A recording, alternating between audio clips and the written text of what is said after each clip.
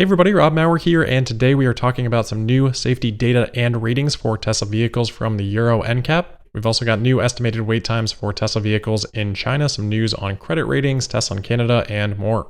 Pretty strong day in the markets overall today, with the Nasdaq finishing up 2.1%, Tesla finishing up 3.4% to close at $283.70 as we head into tomorrow and Fed Chairman Jerome Powell's comments. All right, we're going to start off today with some new safety data from the Euro NCAP. This is the European New Car Assessment Program, which assigns safety ratings to vehicles. We've talked about their methodology before, but it's pretty in-depth and pretty interesting because they do incorporate driver assistance systems. They do a variety of testing on those to determine how additive they are to the overall vehicle safety.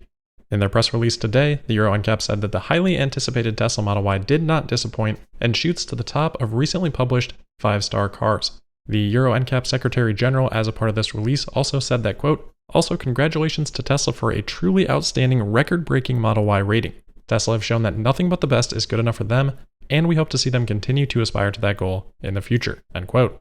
So we have seen Tesla talk about how their NHTSA safety ratings here in the United States on their vehicles have been better than any other vehicles. NHTSA has said, hey, well, we don't really classify it in that way. The Euro NCAP here not making any bones about it, saying record-breaking safety rating. It's awesome to see that acknowledgement, and congratulations to Tesla for this achievement. Now, what makes this particularly interesting is that these new vehicles were tested using only Tesla Vision as the driver assistance technology, so no radar. Obviously, we know Tesla's been moving in this direction, many cars running on that system now, including the FSD beta group, but still a lot of people questioning the viability of that decision in general. And I'm not sure that we have seen any safety ratings tests retested for that yet. Certainly not to the level of precision that the Euro NCAP testing goes into. So they scored this on a 100% scale. Tesla on the safety assist category scored a 98% with the new Model Y.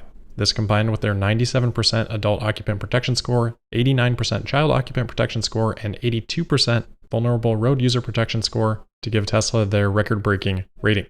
Tesla today put out a nice blog post contextualizing this rating. The overall score on their testing was a 92% compared to other vehicles that have been tested under the same testing protocol for the last couple of years. The second best vehicle on the list being the Lexus MX at 89%.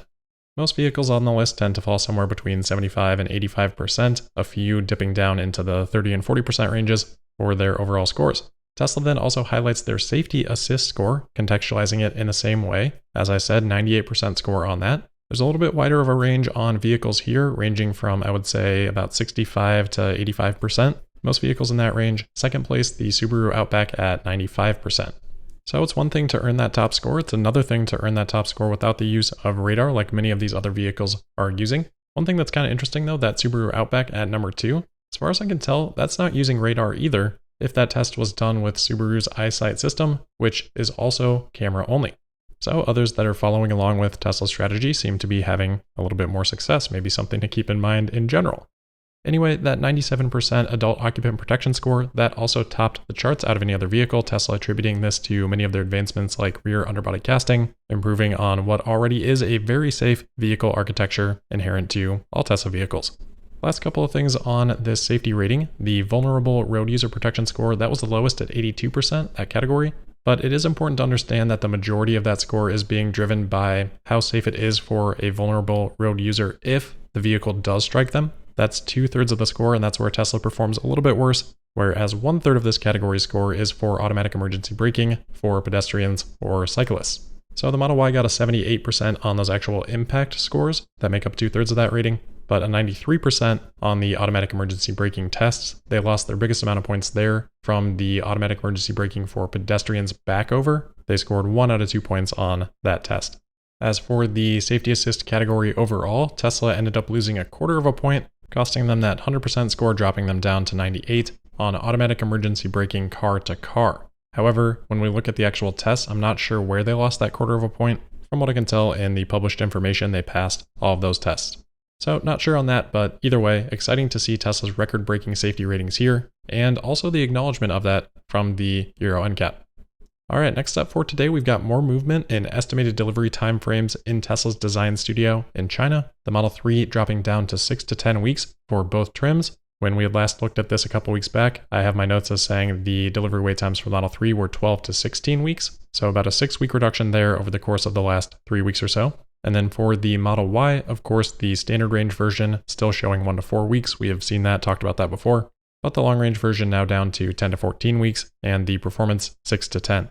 I believe that's a 6-week reduction for both of those as well.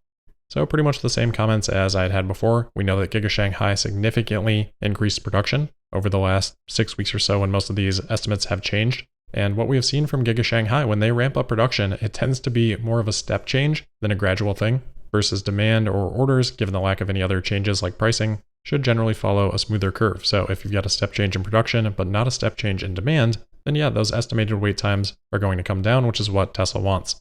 Now that doesn't mean that it's not worth looking at. If these get a little bit lower still, then you start to bump up against situations where Tesla maybe needs to do some things with pricing or incentives, particularly around the end of quarters, things that we have seen Tesla do before. Shouldn't be any big deal. Tesla's got plenty of margin to afford that, but that's really what it comes down to. What do those average selling prices and margins look like longer term? That's what's going to be on analysts' minds as they're working on their forecasts for next year. So I'd be surprised if we don't see a question about demand again on the Q3 call.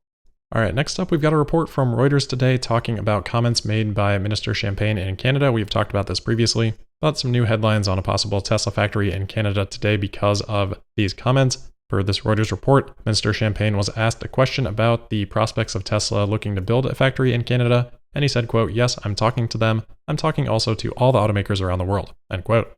So unfortunately, they didn't share the question verbatim. That would have helped contextualize his response here. Without that, I'm not convinced that he's specifically talking about a factory for Tesla, or maybe just Tesla is continuing to have conversations with them about the supply chain or any other reason that Tesla might be engaging in discussions. There can be a lot of those. So at this point, I think this is pretty much just the same conversation as that electric autonomy report started about a week back when Minister Champagne had said, quote, "We're engaging with Tesla as well," end quote.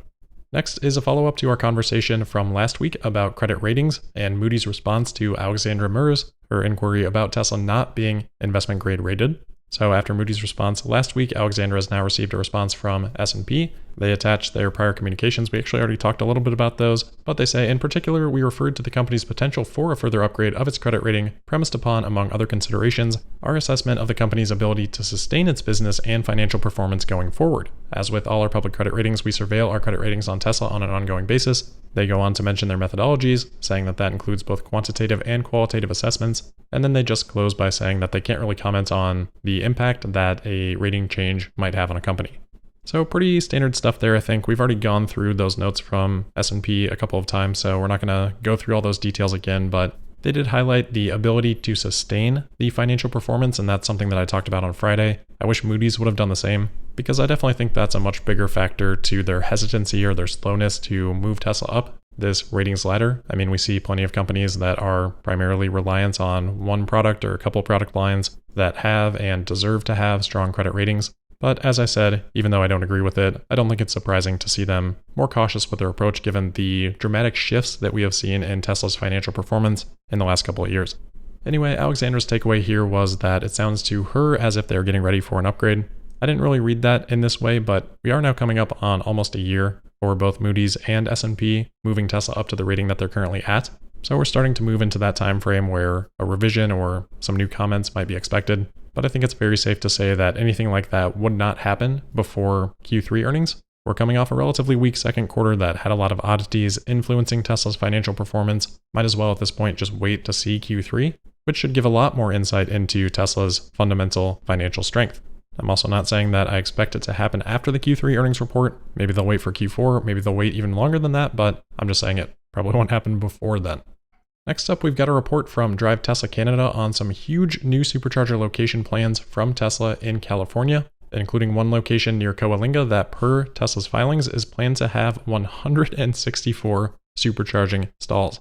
Pending other supercharger location developments, at the time this is completed, it should be the biggest supercharging location in the world. It's pretty exciting and also kind of intimidating to think about all of those vehicles possibly charging at one time at that location. And then in addition to that mega location, Tesla is planning a couple of others with 100 supercharger stalls. According to the filings, those are planned for near Willows, California and near Barstow, California.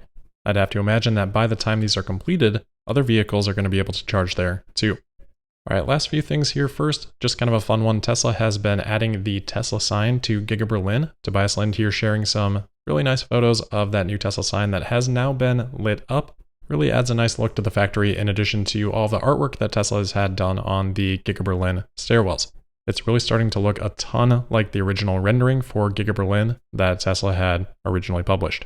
Next, just a quick update on the Twitter case. I mentioned yesterday that Twitter and Musk had been presenting their arguments for and against the possible delay of the trial and adding whistleblower complaints to the purview of the case. The Chancery Court today announced that Musk will be allowed to amend the case to add the whistleblower stuff, but at the same time, no delay for the trial. So basically 1 out of 2 there for Elon, but it would seem that the whistleblower stuff, allowing that to be added is quite important. That extra time would have been great for more discovery, I think, for Elon's side, but of the two, my uneducated guess would be that they would much prefer to be able to amend the case and include those whistleblower accusations and effects. Lastly then, Apple today had an event announcing their new AirPods, new Apple Watch, and new iPhone 14, and if you hadn't seen it yet, as was rumored before the event, the iPhone 14 will have connectivity to satellites for emergency communications. So it's a great feature, obviously similar to what SpaceX and T-Mobile announced, but would seem to be carrier independent, though functionality would seem to be quite a bit lower than what SpaceX and T-Mobile intend. Apple mentioned that their UI will guide users to track satellites so that they can make sure that their message is sending more quickly. So it'll be interesting to see how these services compare, but it's going to be tough to compete with SpaceX on this. Apple is partnering with Globalstar, so using their low Earth orbit satellites rather than SpaceX, which is, I think, a tough place to be starting from a competitive perspective. Nevertheless, interesting to see and exciting to see the competition in this space. We'll see where Apple goes with it. They did say that this will be free for 2 years with the iPhone 14, but they did not specify what would be the case after that period. So that is where we'll leave it for today then. As always, thank you for listening. Make sure you're subscribed and signed up for notifications. You can also find me on Twitter @TeslaPodcast, and we'll see you tomorrow for the Thursday, September 8th episode of Tesla Daily. Thank you.